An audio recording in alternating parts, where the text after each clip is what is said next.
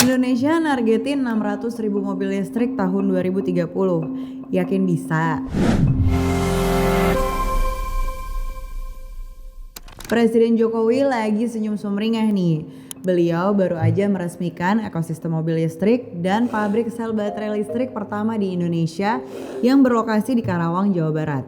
Pabrik ini dibangun hasil konsorsium perusahaan asal Korea Selatan yakni Hyundai Motor Group dan LG Energy Solution. Menariknya, pabrik ini jadi terbesar di kawasan Asia Tenggara. Dengan investasi sampai triliunan, penasaran gak sih berapa? Pemerintah bilang kalau nilai investasi di ekosistem mobil listrik dan pabrik sel baterai ini mencapai 160 triliun dan dilakukan secara bertahap. Yang diresmikan kemarin adalah pabrik baterai sel dengan nilai investasi tahap pertama 1,2 miliar dolar US atau setara dengan 19,67 triliun rupiah.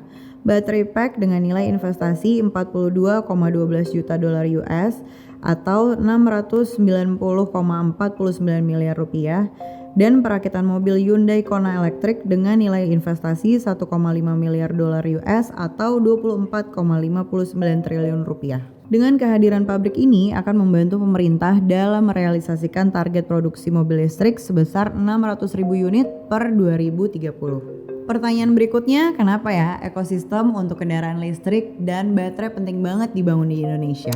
Kita sama-sama tahu Indonesia jadi salah satu negara yang punya cadangan nikel terbesar di dunia. Nikel sendiri jadi bahan untuk membuat baterai lithium ion. Sayang dong kalau ini nggak dimanfaatkan, padahal kesempatan untuk jadi produsennya gede banget. Makanya dibangunlah sebuah ekosistem baterai supaya Indonesia bisa mendukung pertumbuhan kendaraan listrik dalam negeri dan internasional. Kalau ngelihat Cina, mereka ini jadi negara yang bisa dibilang paling maju dan berhasil dalam hal baterai dan kendaraan listrik. Ada artikel yang menyebutkan bahwa Cina berhasil melakukan itu semua karena mereka berhasil menciptakan ekosistem untuk baterai dan kendaraan listrik di negara mereka.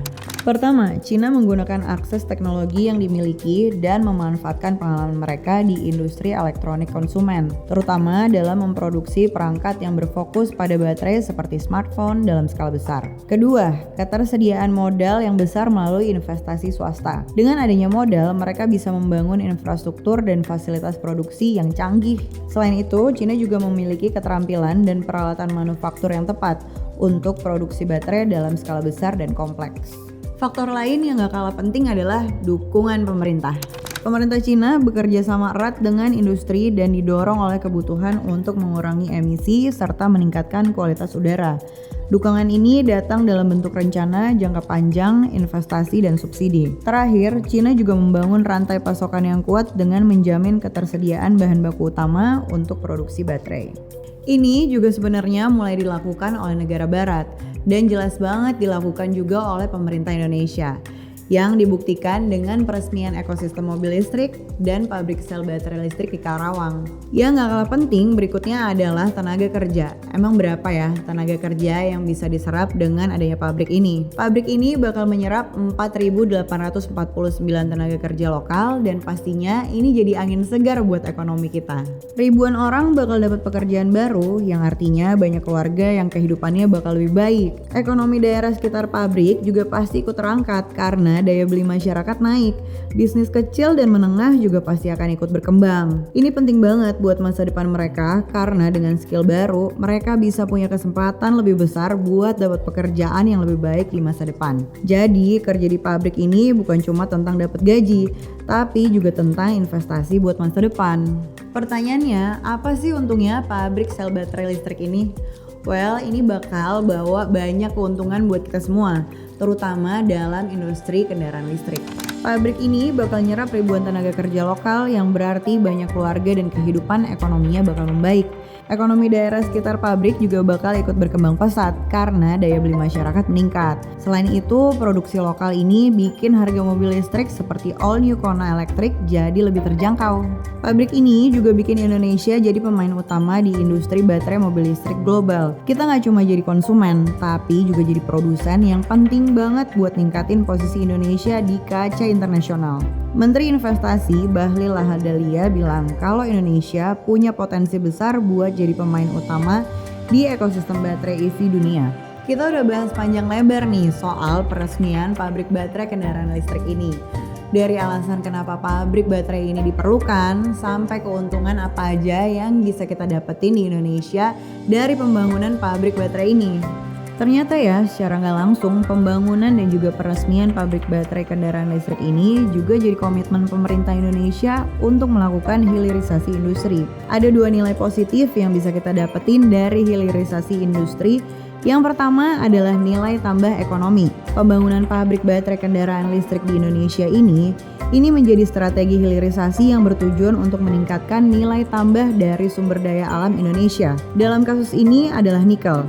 Lewat peresmian pabrik baterai ini, Indonesia kini akan mengolah nikel tersebut menjadi produk bernilai tinggi yaitu baterai.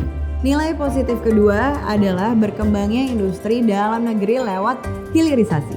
Jadi, hilirisasi yang dilakukan oleh Presiden Jokowi lewat pembangunan pabrik baterai ini membantu menciptakan industri baru dan mendukung pertumbuhan industri lokal. Dengan produksi baterai yang dilakukan di dalam negeri, Indonesia dapat mengembangkan diri sebagai produsen barang jadi dengan teknologi yang baru juga secara berbarengan meningkatkan keterampilan tenaga kerja lokal. Pembangunan pabrik baterai ini juga jadi komitmen Indonesia untuk bekerja keras mengurangi emisi karbon. Karena emisi karbon adalah penyebab utama dari masalah perubahan iklim yang terjadi di seluruh dunia. Dan dampaknya bisa bahaya banget, seperti cuaca yang lebih ekstrim, naiknya permukaan laut, dan juga kerusakan ekosistem.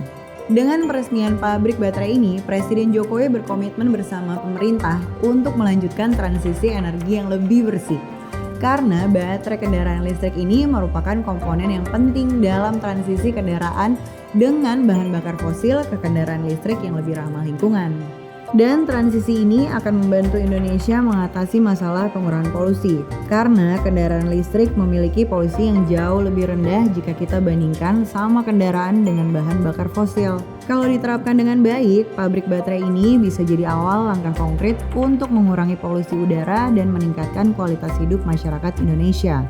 Pembangunan dan peresmian pabrik baterai oleh Presiden Jokowi ini juga jadi bukti nyata penerapan nilai-nilai SDG atau Sustainable Development Goals yang merupakan komitmen untuk memberi kesejahteraan kepada masyarakat di seluruh belahan dunia termasuk Indonesia. Nilai-nilai tersebut diantaranya penerapan energi bersih dan terjangkau, pemberian pekerjaan layak dan pertumbuhan ekonomi, berkomitmen dalam pengembangan industri, inovasi dan juga infrastruktur, juga ikut serta dalam penanganan perubahan iklim.